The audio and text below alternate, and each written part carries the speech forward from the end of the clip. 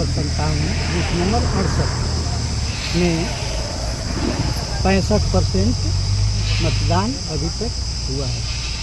कुछ शिकायत उकायत कोई कमी यहाँ? कोई कमी नहीं, कोई कमी नहीं है, कोई कमी नहीं, है ना? सब ठीक ठाक रहा है। सब ठीक ठाक है। मतदान सुबह अधिक हुआ कि दोपहर में कि शाम को अभी हुआ है? नहीं, मतदान सुबह टाइम हमारे पास 4 बूथ है यहाँ पे। हाँ, 200 वार्ड 71 में 275 करीब हुआ था 1 बजे पहले। वार्ड 71 में? 71 में। वार्ड 70 में 245 हुआ था मतदान हुआ। और वार्ड 68 में 456 हुआ। और वार्ड 69 में 371 मतदान पड़ा 1 बजे तक में काउंटिंग हुआ। और शाम के समय अधिक मतदान हुआ कि सुबह? सुबह ज़्यादा हुआ। सुबह ज़्यादा हुआ। सुबह ज़्यादा अच्छा था ना, सुबह ज़्यादा हुआ। सुबह आज मौसम अच्छा था। बहुत शांतिपूर्ण वातावरण में हुआ। सुबह मौसम अच्छा था। 7 बजे के पहले लाइन लग चुका था। सवेरे अच्छा हुआ है, जो कुछ नहीं होता है। क्यों, मतलब क्यों अच्छा था सुबह? व्यवस्थाएं अच्छी थी, मौसम अच्छा, व्यवस्थाएं भी दिए। लोग निकले ज़्यादा से ज़्यादा, सुबह में निकले ज़्यादा, इसलिए चलो परसेंटेज सुबह में ज़्यादा। कितना और कितने जाने की उम्मीद है? कितना और परसेंट हो सकता है, बढ़ जाए? हमारा तो अनुमान है 70 के आसपास जाएगा। यहाँ पर 60 to 65% हो गए इसमें। कम हुआ है क्या? नहीं, ठीक हुआ है। लोकसभा के हिसाब से ठीक हुआ है, कम है लेकिन ज़्यादा हुआ है। लोकसभा के हिसाब से कम, विधानसभा के हिसाब से कम हुआ है। क्या माहौल दिख रहा है? माहौल तो अच्छा लग रहा है। लग रहा है कि इस लोकसभा चुनाव में भी कई लोकसभा क्षेत्रों में, कई लोकसभा सीटों पर हर बार की तरह मतदान का प्रतिशत इस बार भी अपेक्षाकृत कम रह जाने वाला है। इस लोकसभा चुनाव में भी मतदान का प्रतिशत अपेक्षाकृत कम रह जाने वाला है। इस बार लोकसभा चुनाव में जिस तरह से धुआंधार चुनाव प्रचार हुआ था, चुनाव में जिस तरह के मुद्दे रहे हैं, राजनीतिक दलों ने चुनाव मैदान में जिस तरह से डंका पीटा था, उन सबसे लग रहा था कि इस बार छत्तीसगढ़ में लोकसभा चुनाव में मतदान का प्रतिशत काफी बढ़ेगा। मुख्य राजनीतिक दलों के द्वारा चुनाव प्रचार में कहीं कोई कमी नहीं छोड़ी जाती है और मतदाताओं को अपने पक्ष में आकर्षित करने हर संभव प्रयास किया जाता है। लेकिन लोकसभा चुनाव का ज्यादातर यह हाल रहा है कि इस लोकसभा चुनाव में मतदान का प्रतिशत विधानसभा चुनाव की तुलना में अपेक्षाकृत बढ़ नहीं पाता है। विधानसभा चुनाव की तुलना में लोकसभा चुनाव में मतदान का प्रतिशत अपेक्षाकृत हमेशा से कम दर्ज हुआ है। फिलहाल इस लोकसभा चुनाव के अभी पूरे आंकड़े साफ नहीं हैं, पूरे आंकड़े सामने नहीं आए हैं, लेकिन भिलाई दुर्ग में कई बूथों से खबर है कि वहां 55% से कम मतदान हुआ है। भिलाई दुर्ग में कई बूथों से खबर है कि वहां 55% से कम मतदान हुआ है। 3-4 बूथों पर तो 45% से भी कम मतदान होने की खबर आ रही है। 3-4 बूथों पर 45% से भी कम मतदान होने की खबर आ रही है। दुर्ग जिला इस लोकसभा चुनाव में पूरे छत्तीसगढ़ में काफी चर्चा में रहा है।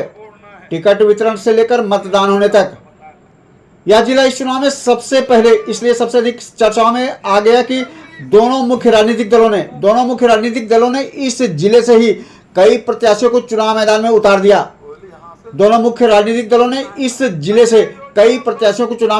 दिया।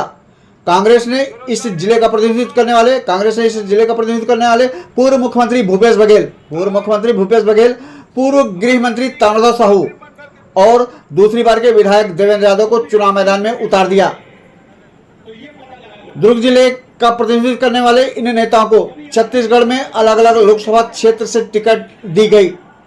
मंत्री भूपेश बघेल को राजनांदगांव लोकसभा क्षेत्र से टिकट दी गई, तो वहीं पूर्व गृह मंत्री ताम्रध्वज साहू को महासमुंद लोकसभा सीट और देवेंद्र यादव को बिलासपुर लोकसभा सीट से टिकट दे दी गई। भारतीय जनता पार्टी के द्वारा भी इस जिले से दुर्ग जिले के औद्योगिक क्षेत्र भिलाई का प्रतिनिधित्व करने वाली वरिष्ठ नेत्री सरोज पांडे को कोरबा लोकसभा सीट से चुनाव मैदान में उतार दिया गया। भारतीय जनता पार्टी ने दुर्ग लोकसभा क्षेत्र से सांसद विजय बघेल को टिकट दी है, तो वहीं कांग्रेस ने दुर्ग लोकसभा क्षेत्र से युवा राजेंद्र साहू को चुनाव मैदान में उतारा है। दुर्ग जिले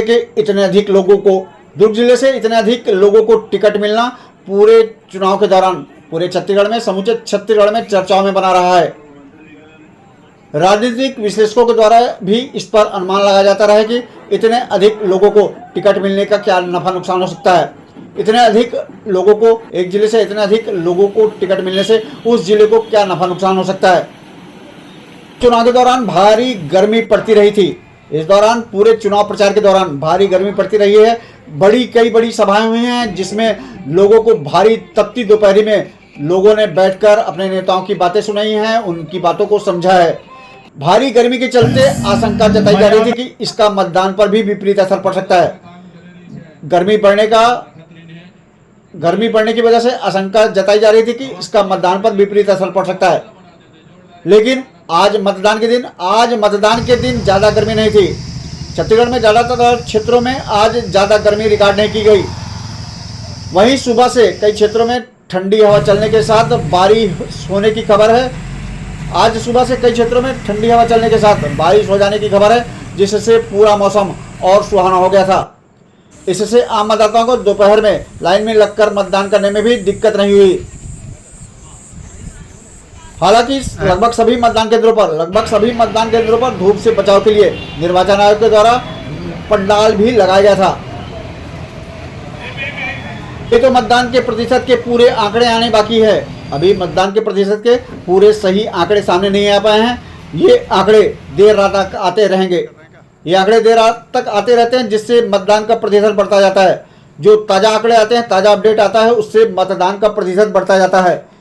लेकिन यह कहा जा सकता है कि जो बात नजर आई है कि दोपहर 3 बजने के बाद मतदान केंद्रों पर मतदाताओं की जो भीड़ बढ़ने लगती है, और शाम 6 बजे के बाद मतदाताओं को मतदान के लिए लाइन में लगे देखा गया हो, ऐसी स्थिति कहीं नहीं नजर आई।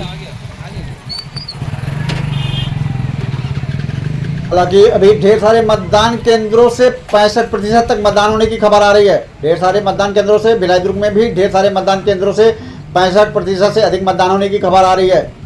इस बार सुबह के समय अधिक मतदान हुआ है। लोग सुबह अधिक मतदान करने पहुंचे। लोगों ने शायद गर्मी से, धूप से बचने के लिए पहले से ही तय कर लिया था कि सुबह उन्हें मतदान करना है, और लोग सुबह अधिक मतदान करने पहुंचे। शाम को 5 बजे के बाद मौसम बिगड़ने लगा। भिलाई दुर्ग और छत्तीसगढ़ के कई स्थानों में शाम को 5 बजे के बाद मौसम बिगड़ गया। छत्तीसगढ़ में ज़्यादातर स्थानों पर मतदान का समय शाम 6 बजे तक निर्धारित किया गया था। लेकिन शाम बजते ही आंधी चलने लगी।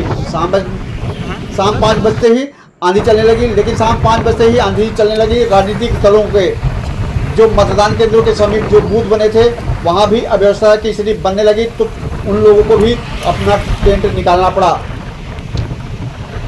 राजनीतिक दलों को भी अपना टेंट निकालना पड़ा आंधी के चलने की वजह से। इसकी वजह से कई जगह अव्यवस्था की स्थिति बनते देखी गई।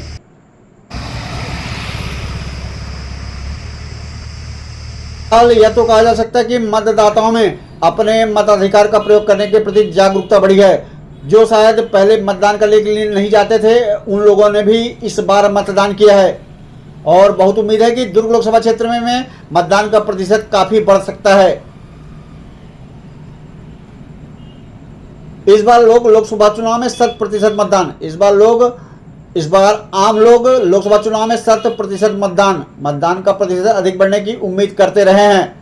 उम्मीद है कि मतदान के पूरे आंकड़े सामने आ जाएंगे। जो मतदान की पूरी स्थिति है वह स्पष्ट हो जाएगी, तो मतदान का प्रतिशत यहां भी काफी बढ़ता नजर आएगा। भिलाई दुर्ग, असल बात न्यूज ब्यूरो।